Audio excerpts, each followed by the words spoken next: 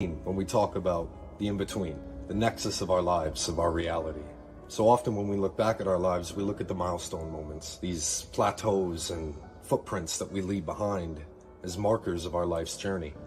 That only makes up about 20 to 30%. The rest is defined and connected by the in-between. Everything that takes place in between. And this is where the art of the spiritual warrior comes in. We can develop the tools and the means to identify all these different elements in our world and become the alchemists of our lives, peering through the nexus and the prism of our multiverse, and drawing forth all that we are into the present now. Ooh, I was a little mesmerized there for a second. I got caught up in my own intro. That was good. Hello, everybody.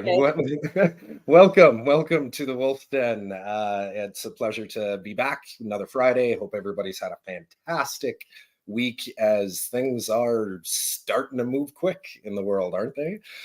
We have a guest with us today, as you can see, the wonderful Miss Lonnie. Hello. Hello.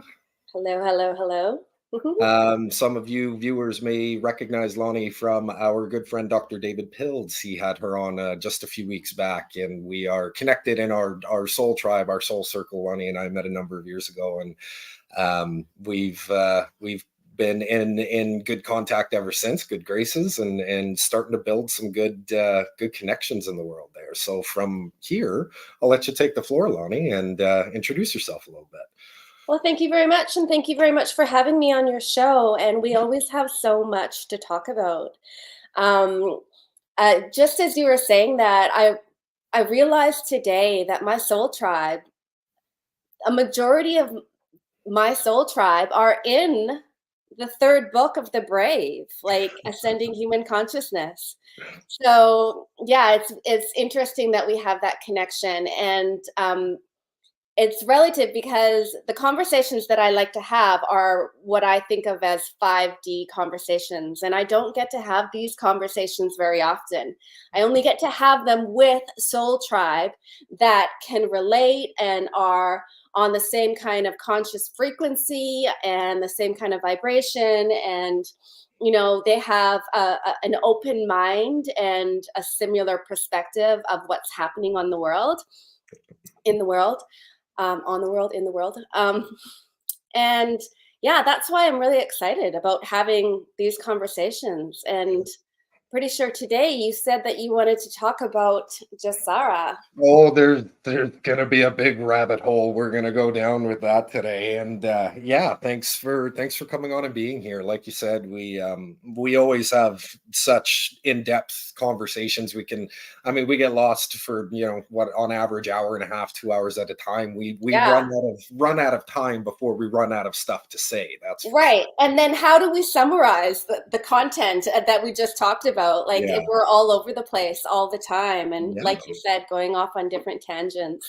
Well, and that's kind of the beauty that I find out of really true fifth dimensional conversation is everything is so integrative and in alignment with each other, where it's not speaking to just speak back. We're actually responding in alignment and in accordance with all the energy that's being exchanged at the time. So it's easy to prism that out in conversation topics, right? Tangents are just, they're so easy to get wrapped up in. But yes, today we do have a few topics. Before we get into that, though, I would love to quickly address the fact that you did mention your books. And if you haven't checked out Lonnie online yet, please go look her up. And what's the name of the book series again? The Brave book series? The Brave. Yeah, there's 3 books. They're all available on Amazon, and you would have to type in the name The Brave. The first one is Courage During COVID. The second one is Speaking Truth to Power. Yeah. And the third one is Ascending Human Consciousness. That's and they're all collaborative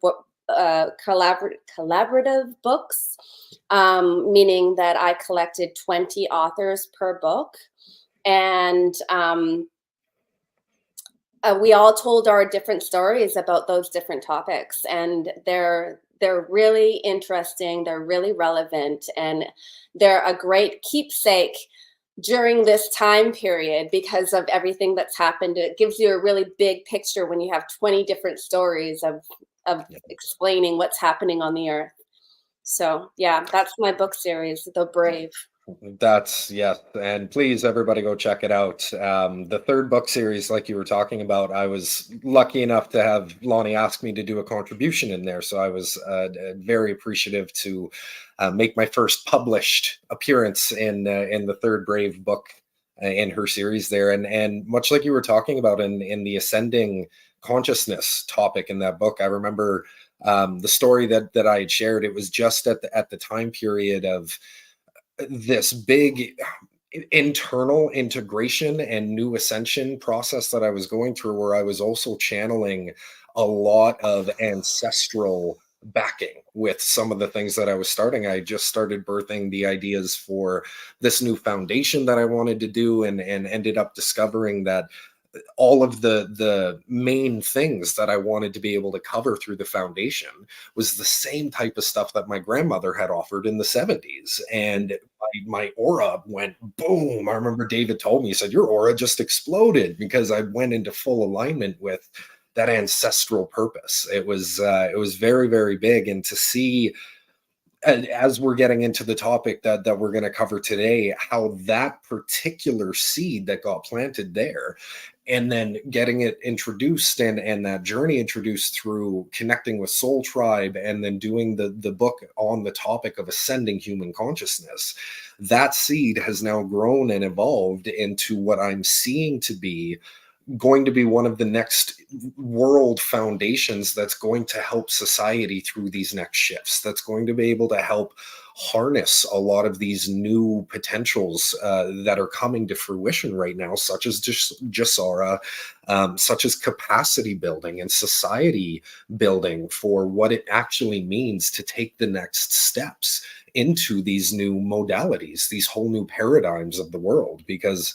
as much as we all can visualize and see the things that are going to happen, what does it actually call for from us as not only individuals, but then as a collective, to really institute and sustain these next few changes that we see down the road? So getting into that and seeing how it all kind of correlates and connects even back to some of the stuff we've already worked on together, I would love for you to start us off and just share with us your journey through what brought you to wanting to learn more about the stuff like Jasara, the global abundance that is available and is starting to become more actively aware and institutionalized throughout the world, and what you kind of know about those subjects for now. And I guess we'll just take it from Alex, there. I am so glad that you asked that question, because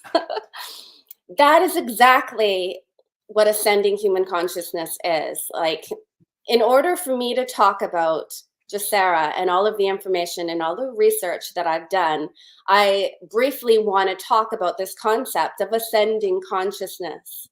So, if we were in a 3D reality, a 3D consciousness, then that would be like the 3D matrix of control would be, you believe in the mainstream media, you believe in the celebrities, you believe what the doctor has to say to you, you believe in all of these false authorities.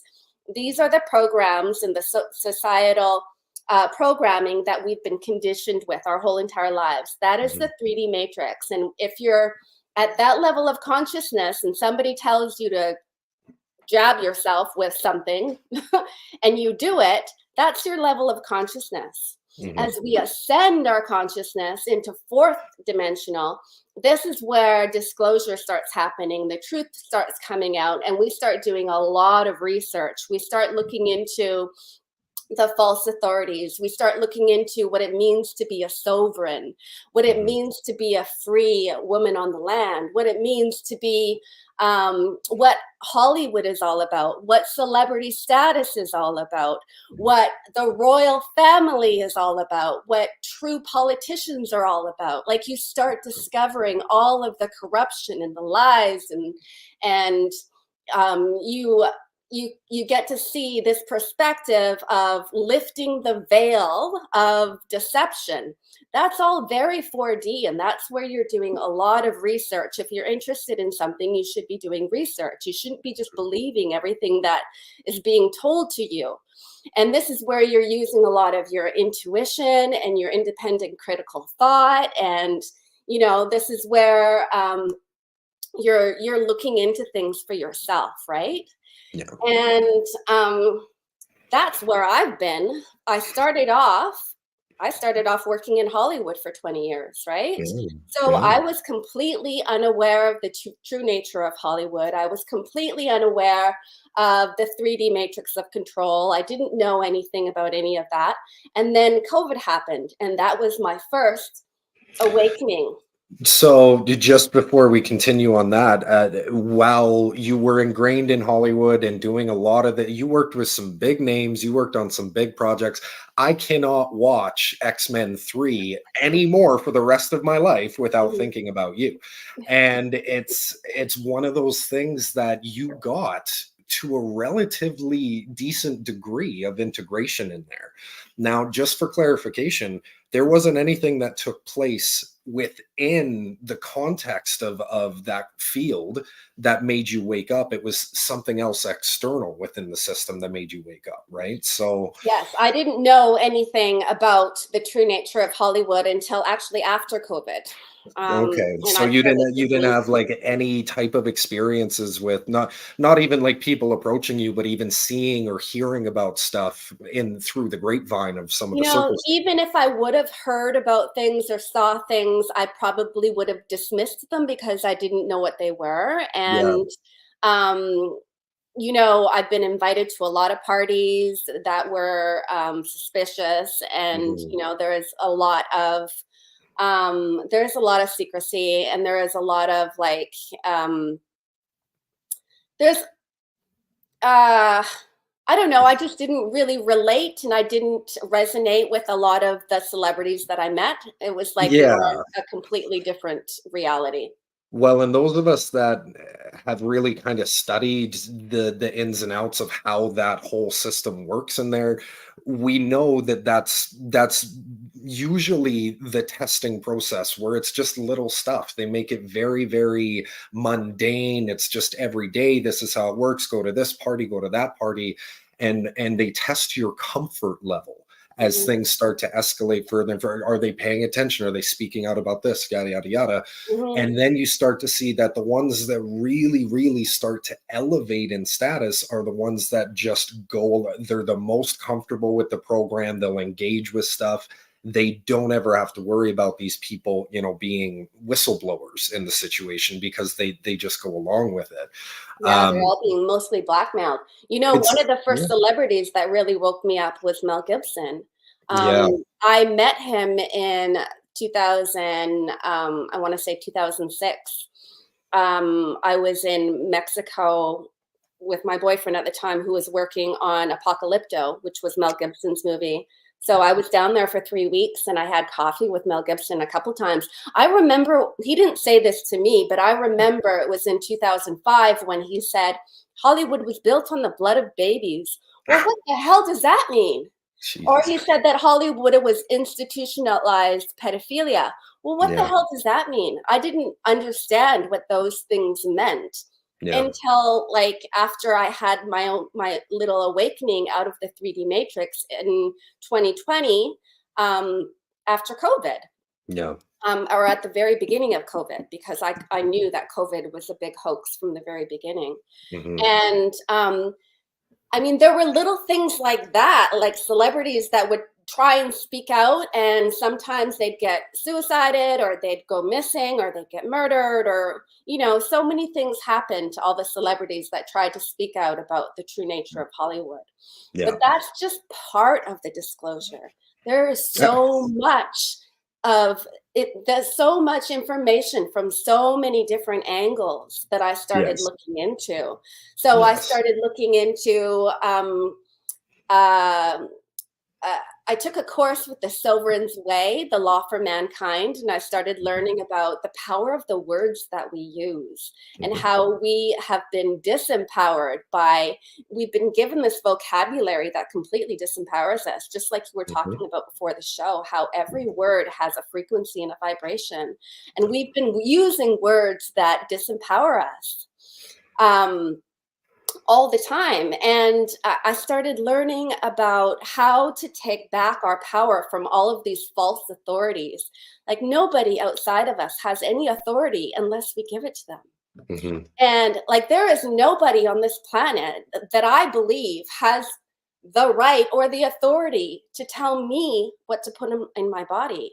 And that's just what I believe. I don't care if you're the king or the president or a policeman. I don't care if you're the doctor or the scientist, professional, expert. I don't know whatever title you want to use. Nobody on this planet can tell me what to do with my body. And that is the stand that I took for COVID. Yeah. And so in this fourth dimensional consciousness of research and disclosure and studying, I started learning about, you know, how we've been lied to about everything in our lives. Everything that we learned in school is pretty much a lie. Everything that we've learned about space and about, you know, the moon landing and 9/11 and da-da-da-da-da. You can go on and on and on. The Titanic or whatever, income tax, it's all a lie. And it's all fraudulent and corrupt. That's still fourth dimensional consciousness that I'm talking about. Lots of research, lots of rabbit holes.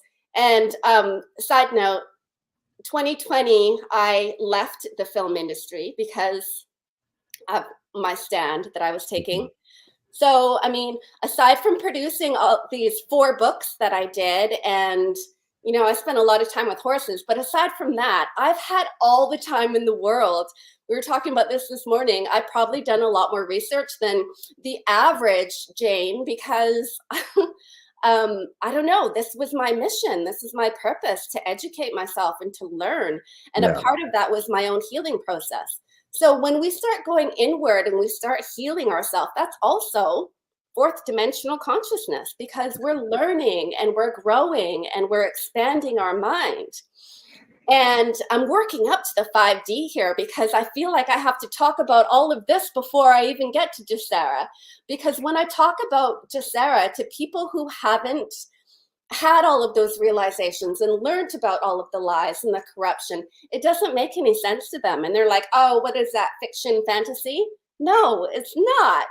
Well, and that's it. It's it's a concept that, as it's now being struck into reality, was based out of so much, I want to say, theology or theory of a potentiality in the future that people don't get that it's actually starting to happen. So to ease into that subject, let's go back to you had COVID took place. That was your big awakening to shake you up, say, here's a big control mechanism. I see it for the control mechanism that it is.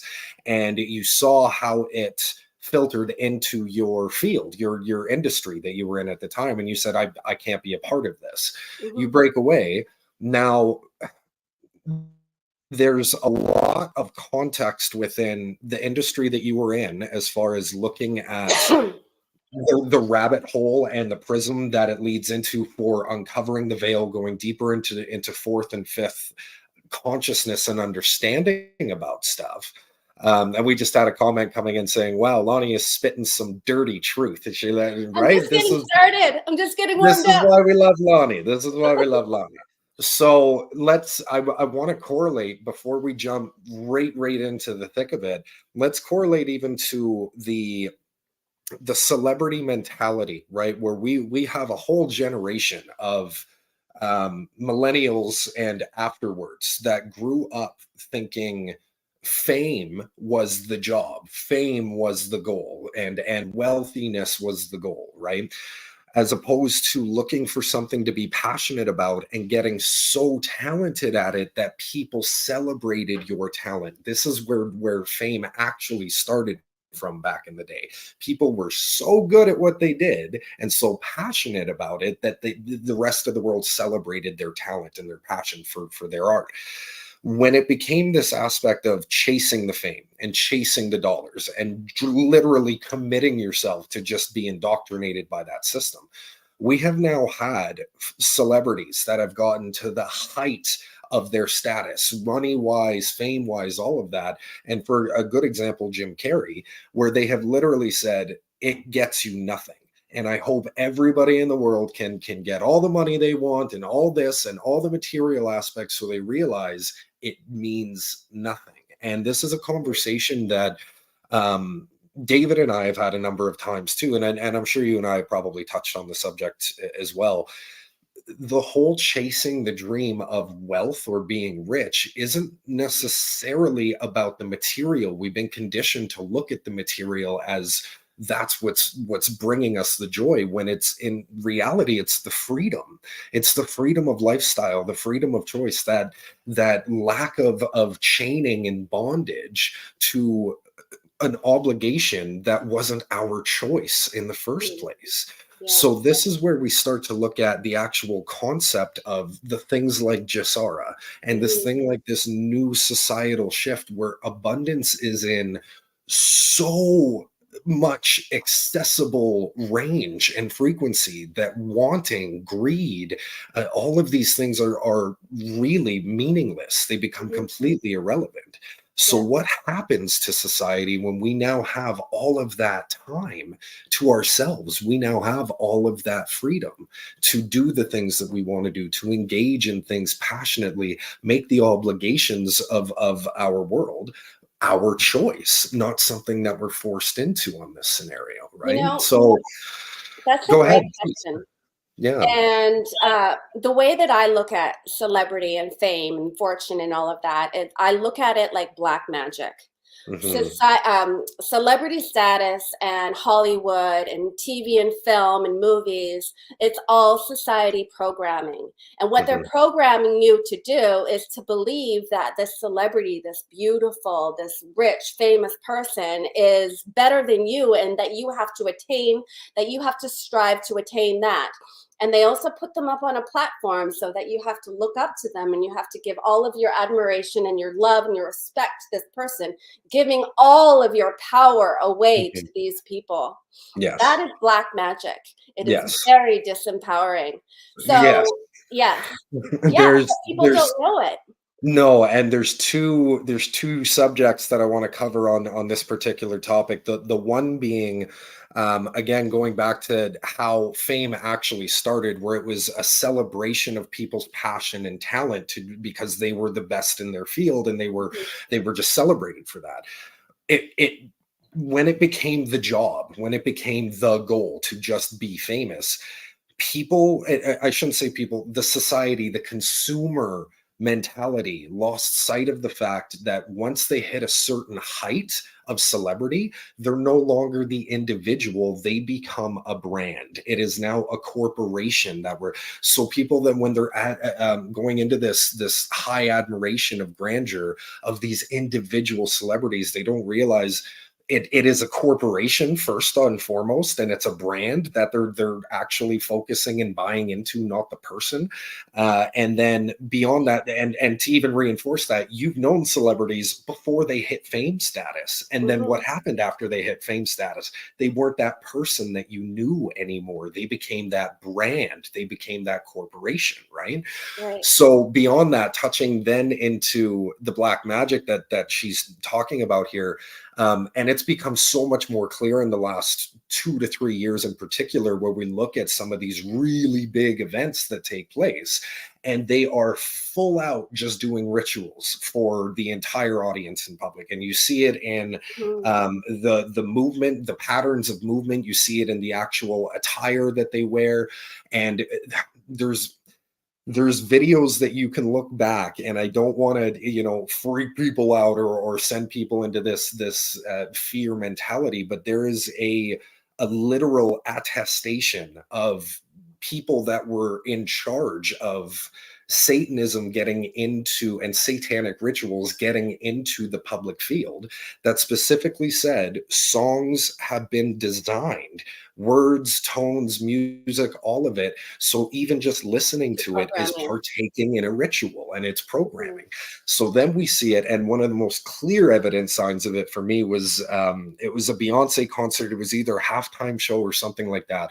But in the middle of the singing, as all the audience is screaming, she stops all the music and she says, "Put your hands out towards me. I want to feel your energy." And like anyone that That's it. understands that just goes, "You're feeding this entity. You're This feeding that false consciousness." idol. Yes, The false false idol, god.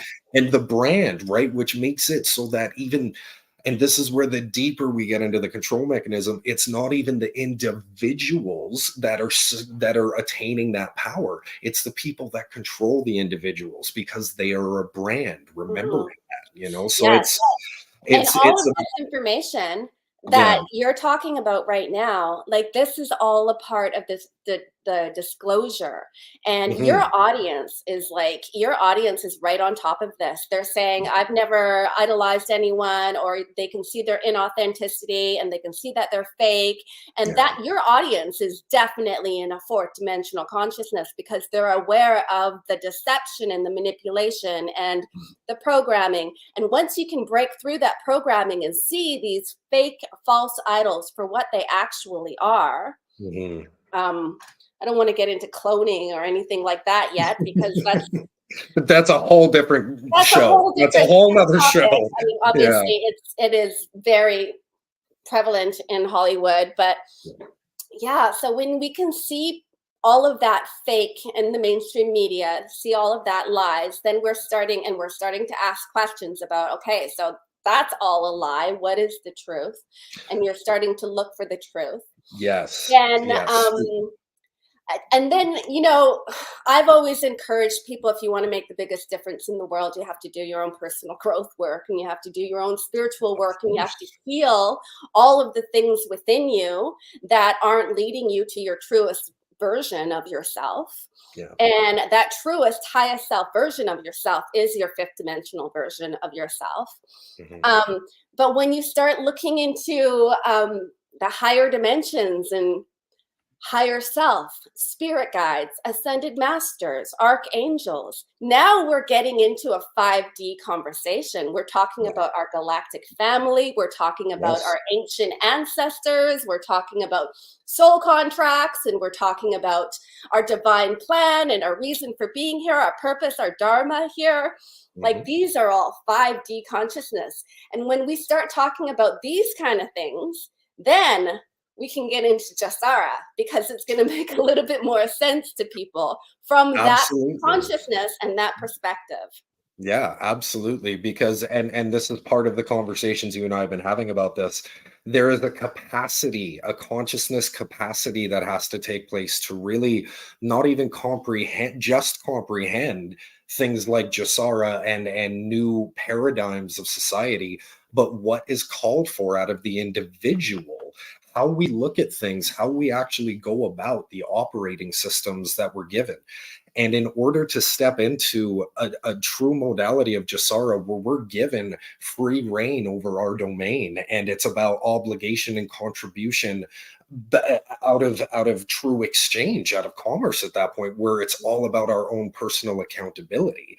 Mhm. We have a lot of shifting that needs to take place because the I see a huge percentage of the populace still looking for somebody to provide the answer for them. And in Mhm. order to move into this new paradigm of Jasara, all of us have to be willing to step up as the creators of Yeah, this and new go within. society.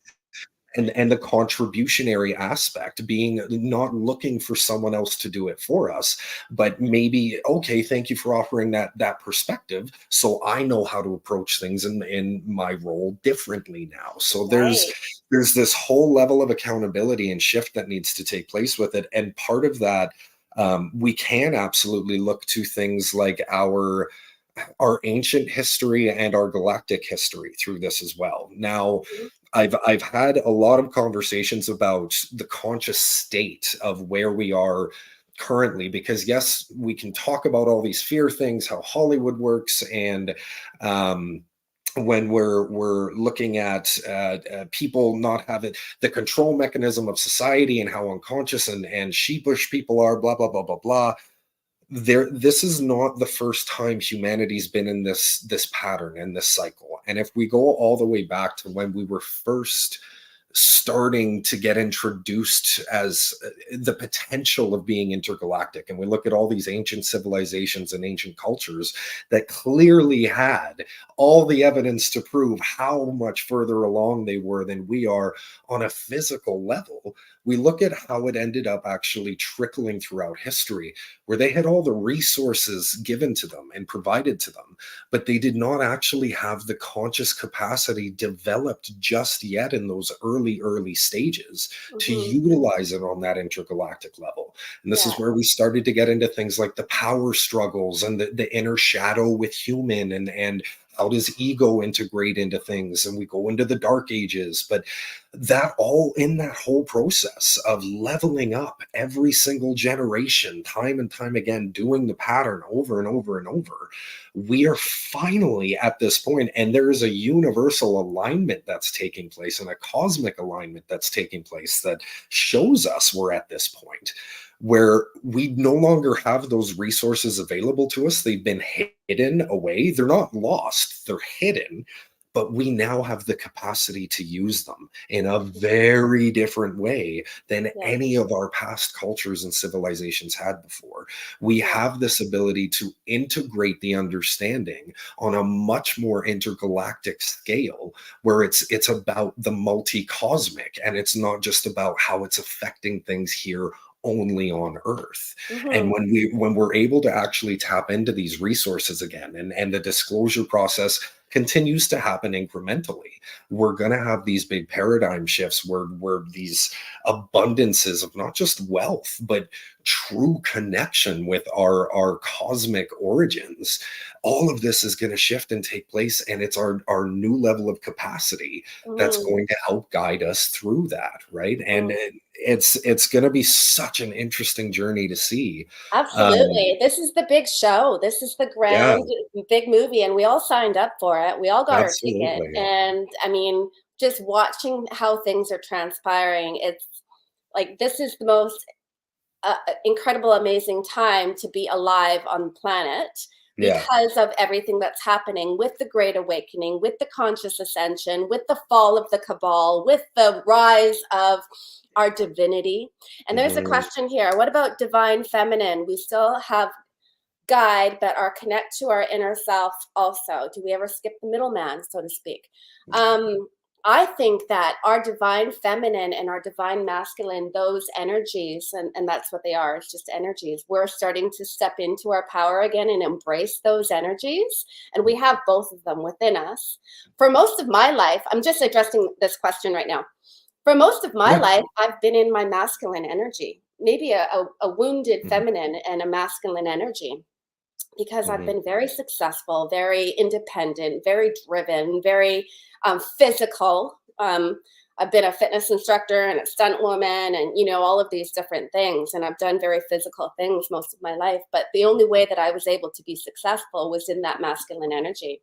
So Yeah. now, talking about this, the divine feminine, as I've spent a great deal of my time healing on all three levels, on the physical level, spiritual level, emotional level, or mental level. um, I'm stepping into my divine feminine energies now, and interdimensional availability in so I'm stepping Finish into finish my your divine gap. feminine energies now, and I'm learning myself how to be successful in this world as a divine feminine. And Yeah. that brings me into a divine feminine goddess status, because Mhm. a woman that can create abundance and create and manifest, that's like a goddess status. Yeah. And that's a person that takes back all of their power from the places that they've given it away, and they learn how to manifest and how to create and how to use these divine powers. And as a feminine, how to receive and how to go with the flow and how to be more receptive. And I'm learning how to do all of these things right now. And I think, this whole gender confusion thing that went on in the last couple years, where people are trying to make young boys think that they can be a little girl, or they're taking away the divine feminine and the divine masculine energies, and they're confusing them at a very young age. And I think that it doesn't matter what they do, these energies are going to come back to each and every one of us. And we're all Mhm. going to be stepping into our divinity. And when we Yeah. step into our divinity, that's when we have the power. We take responsibility. We're no longer a victim, and we take responsibility for everything, all of that we've created in our lives. And then we step into the power of manifestation, and we're then able to create the life that we desire and we dream of and we believe that we deserve through our divine energies. So Mhm. I really believe that divine masculine is coming back, divine feminine is coming back, because they were gone for a while. I don't know where they went. But Well, I and find them. when I look at it through historical accounts of everything, and how we got to the current movements that are taking place, that in my mind are essentially about the energies of feminine and masculine and divine divinity behind it, knowing that each and every one of us as a true integrated person has both. There is no individual that does not truly have the capacity to harness both their masculine and their feminine energies, and to truly elevate into the highest version of ourselves. We should be integrating it as a full harmonic unison within our individual essence. I look back on it from the times of when, there was all this toxic masculinity that was talked about from generations before. And when I see and I hear a lot of the stories that take place, and you look at the series of events that was happening at that particular time, those men had such a lack of feminine integration within themselves, that any semblance of being spoken of effeminately or showing any kind of nurturing or emotion as a man, there was a toxic response that was a defense mechanism, because in essence what it was the man's wounded femininity. Was he could not show his own caring, his own nurturing, his own self-love for that, because that's where that feminine energy brings that into play. And the masculine at the time did not understand what that meant. The masculine only knew the hard assness of the masculine. So even when femininity was brought up, that's how it was approached, was with the hard assness of the masculine. Right. So over that time, over the next decades and generations, as it was being called for men to become more in touch with themselves, masculinity as a whole started to do the healing process, and it started to shift, and it started to become more compassionate, more understanding, more nurturing, more considerate in so many ways. And instead of it being a unified meeting in the middle, it ended up pushing from one side of the scale over to the other, where we now have what I'm seeing is a giant wave of wounded masculinity out of this feminine movement that's taking place. And you can very much see it in the response mechanisms that we get, where if anything is contradicted, the response is no different than like a college frat house hazing that you Mm, would get from a bunch of adolescent boys. And yeah. it just shows this wounded masculine energy that comes out, because again, they're trying so hard. They spent all that time nurturing, loving themselves, all this point. But now that the men weren't being those dominant, domineering and prevailing sovereign energies in that space, because they asked them not to, Yeah. women then took up that role. And as much as it's good to have the integration and the understanding of that, they still ask that of men. But how can men be both? First off, Right. men can't be both at the same time. And now we have this whole lack of integration within the feminine energy, because it's not being nurtured, it's not being loved by itself, and it had to Mhm. take on the dominant sovereign role for the kingmaker, basically, for, Right. or the queenmaker. So You there's know, this huge dynamic shift that I've even seen take place throughout the decades themselves, you know, and Right. it's And, this is such an expansive topic that I think yeah. we could do a whole show just on Oh, of divine feminine, course. divine masculine. But I also believe that this particular topic, it should be taught in school. It should be, Yes. this is something that is, should be, I mean, well, you have the Wolf's Den. This is a perfect Yeah. place to talk about these kind of things. But there should be a lot more teachers who help people step into their own divinity, whether it be divine feminine or masculine.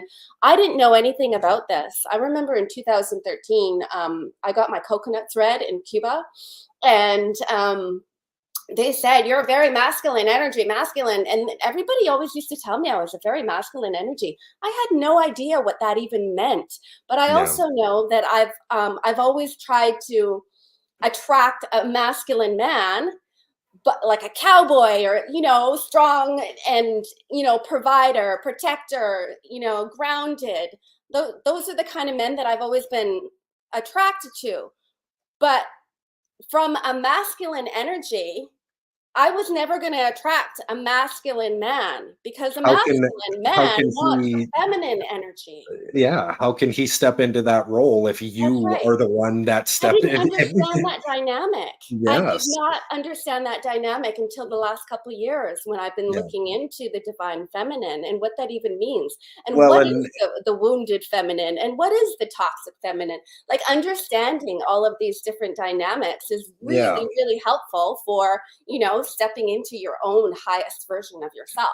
Well, and I know a lot of men, even including myself early on in the dating aspect of things, went through the flip side of that coin, where approaching things with that feminine energy and trying to be soft, trying to be sincere while approaching that woman didn't equate to a long-term attraction. It didn't equate to sustainability, because in their mind, there is no masculine taking presence as that role within the relationship, right? Mhm. So if the man is also taking in that softer essence all the time, the woman doesn't have the space to step into the femininity that she wants to be either. So even as we're talking about these teachings and things, to me, when we speak about masculinity and femininity, this has nothing to do in my mind with whether you're a man or a woman. Mhm. Everybody is supposed to learn about the integration process, because every single instance throughout the course of my entire life is going to call for different flows and different resonances of it. This instance, I may have to be more in my feminine, because I'm supposed to be more nurturing. I don't need to be dominant. I don't, when I'm speaking to my child who's having a complete and utter breakdown, I don't need to be dominant. If they're acting out of line and they need discipline, that's not the time to be soft and nurturing. That's the time to show the boundaries, show discipline, show that Mhm. that guidance that is required. And so knowing that when we integrate properly with ourselves, we now have a conscious choice of this situation is calling for this response. Doesn't Right. matter if you're a man or a woman. Gender has nothing to do with the Mhm. dynamic of energy that you can produce and are called to produce in any given Right. situation, right? Yeah, and like I mentioned, this is such an expansive topic, and we Oh, could huge, we could finish the show on this topic huge, easily. But yes. did you want me to bring up just Sarah, just for in case some of your audience members didn't know what it was? So a little bit, yes. And what I would like to do to jump into that is please introduce us to, I guess Saint Germain is a great way to get introduced to the teachings of it and what Jasara actually is. So maybe touch in Okay. on that, and then yes, what you know about All Jasara. right. So anybody that is drawn to the teachings of Saint Germain is an ascended master, and he's shown up throughout history in multiple different incarnations. He was Samuel the prophet. He wrote the Shakespearean play. He was Francis Bacon. He was present at the signing of the Declaration of Independence, and he was Merlin. And he was an alchemist, and he spoke every language, and he could write poetry with both hands at the same time, and he could play a violin like the most amazing violinist, and he was multi-talented. He was an alchemist, he was a magician. I don't know if you'd say magician, but he could turn things into gold.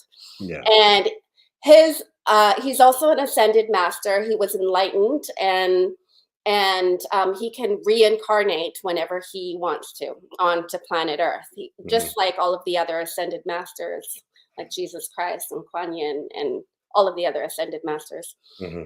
And okay, so his story with Jasara starts in the 1600s, and I don't want to run through the whole entire thing, but basically he was determined to teach humanity how to be prosperous and abundant, and to live in peace, and to heal themselves naturally, and to alchemize, to create the life of their dreams. And he was the original founder of the Freemasons. That's why there is a G in the middle of the Freemason, the sign.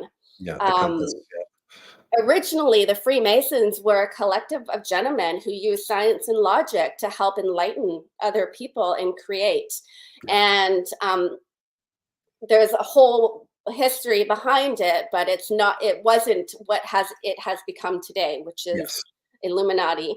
And so it was in the 1600s or the 1700s that he created the Saint Germain World Trust Fund. And and at the time he said, in the year 2000, this will be released for all of humanity for prosperity. And obviously there's a lot that's happened in the last 400 years.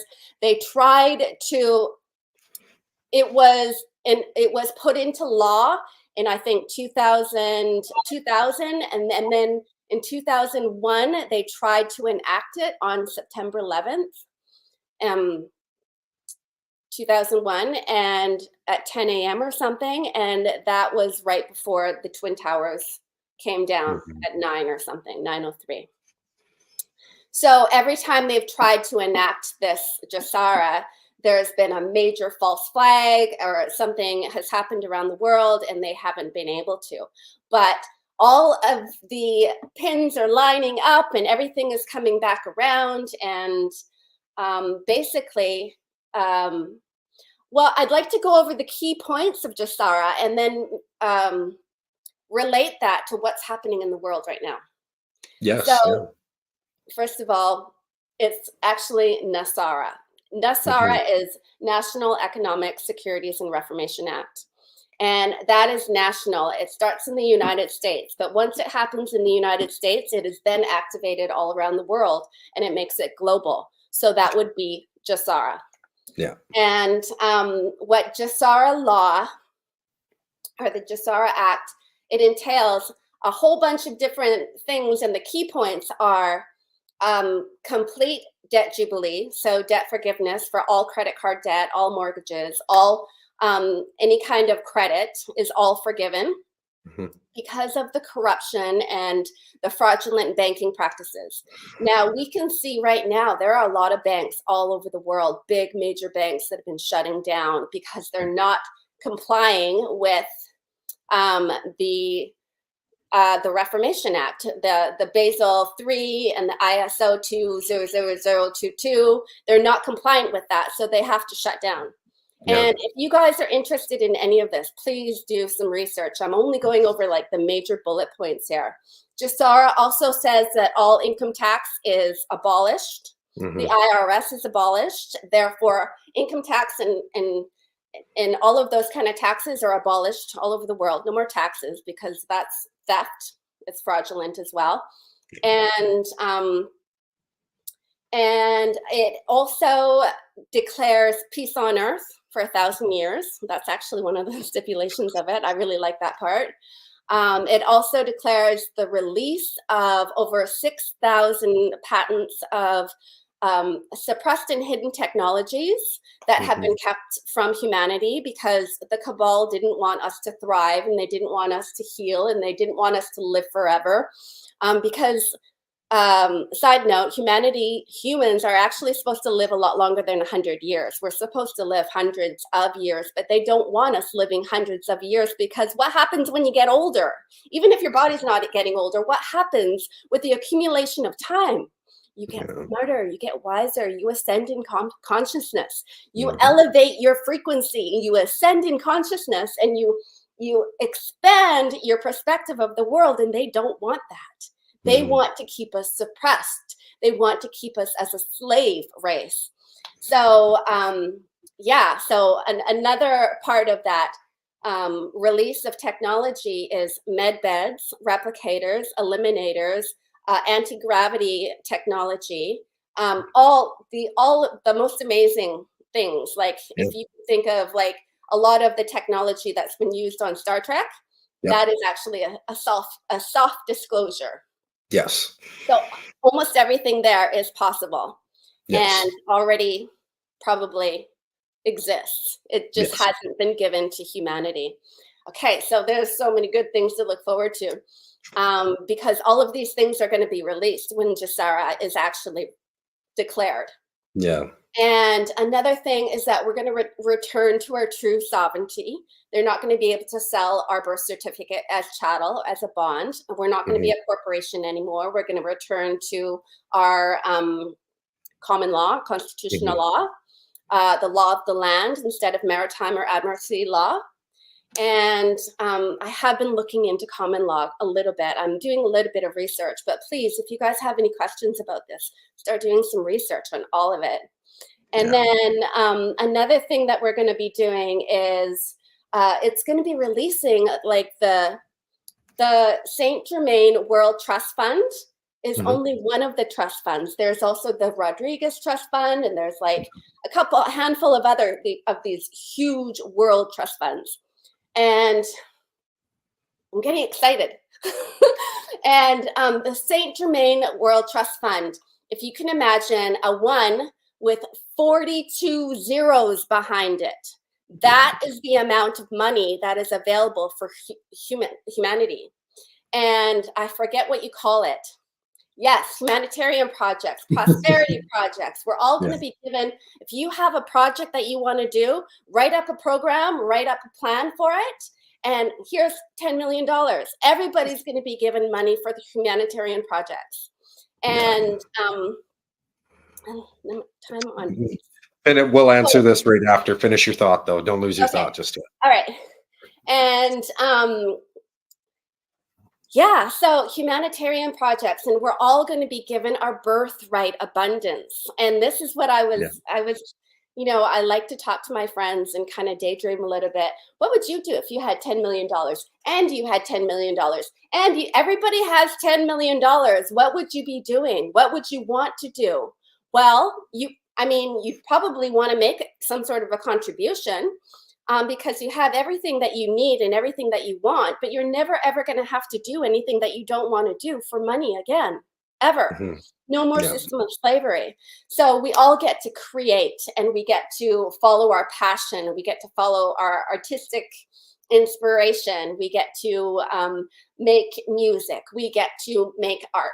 We get to grow farm food or whatever it is that you want to do. I mean, you can also travel. If you want to travel, you don't have to just go to Mexico. Maybe we go to Mars for a couple of years or whatever. I mean, all of these things are going to be possible. I know it sounds really fantastical, but well, and that's where I see some of suspend your disbelief and open your mind to the possibilities and the opportunities that are actually available to us once Jasara is declared. And I'm not talking about in a couple years from now. I'm like maybe sometime today or tomorrow, or I don't know, sometime in the next couple of weeks it might be declared.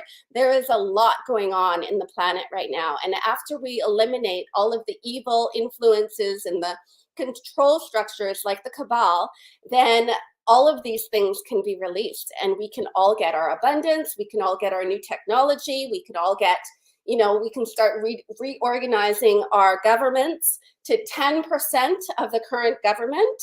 Yeah. And because all of that rules, regulation, legislature, bureaucracy, red tape, all of that stuff is not necessary for humanity. I agree. And to kind of bring everything up in a bit of a full circle on this is where I see the necessity of all of us doing our best to focus on our capacity building during this process. Because when we we understand that we only know things the way that we know things, it doesn't really matter what change comes down the way if we're not willing to change with it. If That's right. all of this stuff becomes available, and so many of us are simply approaching it with the exact same way that we're approaching things in life right now, within the context of how we know the world to be right now, it's going to take a lot longer. We And have to that's be. exactly why there are so many light workers and star seeds here on the planet right now. And our mission is to help ascend human consciousness, to elevate the frequency on the planet, to open our minds so that people can elevate from a place of fear into love and possibility and opportunity. This is the Yes. whole entire purpose. And Yes. what we are manifesting is not only 5D new earth, but it is the golden age of humanity and heaven on earth. This is possible. Yeah, it is. And again, to me, it's about and knowing how the ascension process takes place. When we take this accountability to do it internal and allowing that to then expand out, that's how we're reaching this next shift as a collective society. Yeah. Knowing that as the resources become available, it's not the physical, it's how we're correlating and how we're utilizing these things. And it even goes back to answer the question from before on our viewer didn't understand the concept of a time limit when it comes to peace when we're making these accordance, and I agree with you, there shouldn't be a time limit when it comes to that stuff. But going back to, we only know things how we know things, and the way that we know how governments in the world and peace operates right now is it's a negotiation. Currently it's a negotiation. So I see that constantly coming back into play until we get to reformatting the system the way that we're doing right now, so incrementally that we have people that are going to be in those conversations now going, why do we have a time limit on this? That's stupid. Let's take the time limit off. We don't need a time limit on peace. And then we start to see how everything just built up to the shift actually taking place. Mm-hmm. And we know personally, this is how it's been going for the last however many years that I've been able to backtrack the research. Everything's already been happening. So Yeah. we are slowly have been getting prepared incrementally in steps. So when the big events do have to take place, because there are going to be some switches that go off, but they're Yeah. trying to do it in stages, and we are trying to do it internally in stages. So it's not so overwhelming that our Right. nervous systems just shut down. I also Because want to note that every time that they've tried to implement Jasara, there has been a major black flag or black swan event, right? well, and False no, flag, black swan event. So we and can knowing that. probably expect something big happening in the next little while here. Oh, without question, and even outside of just any correlation it may have to Nisara, Jasara, that's part and parcel of the intergalactic disclosure that's taking place right now too. Mm-hmm. So the other thing that's I've come to know, without getting too deep into the rabbit hole, because we're getting close to coming out of time here, there's another purpose that I've seen, or another uh, um, catalyst that comes out of false flag operations, where not only is it, yes, maybe a control mechanism for look over here instead of what we're actually doing over here, but it also gives us as people, and we got to see this through the COVID incident, a general idea and a construct of where the conscious capacity and the conscious level of us as a race are at. When we Mm-hmm. see false flag operations, our response is a calibration meter, like 100%. So I don't even just look at it from the human terms of Yeah. what's taking place deception wise. I want to look at the further truth behind it, because Mm-hmm. again, if something wasn't supposed to happen, it just wouldn't happen. It's that Big simple. picture. And So if it is happening, what else is the catalyst behind it? right. And right, looking at the ripple effect of everything and the Yeah. truth of the matter. Yeah. And I've been taking not only a geopolitical, but an exopolitical perspective on everything. And Yeah. the Earth Alliance, the Galactic Federation, there are many like ET races that are actually helping humanity with this transition process and to bring this about right now. So Yeah, everything is connected from a big picture. I mean, and this is not something that's been in the plans for a couple decades. No, this is a part of the ascension of humanity. And absolutely. Yes. yeah, Yeah. and Yeah. because we're running up on one more minute, I want to say that if anybody really wants to know more about Jasara, there is a documentary that I highly recommend. It's called Nasara, Change is on the Horizon, and it's by James Rink, who Yeah. is he is a super soldier Yeah. in the secret space program, and his information is amazing. He did an incredible job with the disclosure of the entire Nasara program, starting from the 1600s with Saint Germain. Yeah, awesome, awesome. Thank you for that. And yeah, just to wrap up the conversation today too, knowing all of these pieces of information that we had discussed today, and how uh, you know expecting or we have a history of false flags and big events that take place, these massive kind of catastrophes that take place right at this time of wanting to disclose this type of information. I want to leave everybody with a bit of a thought on that.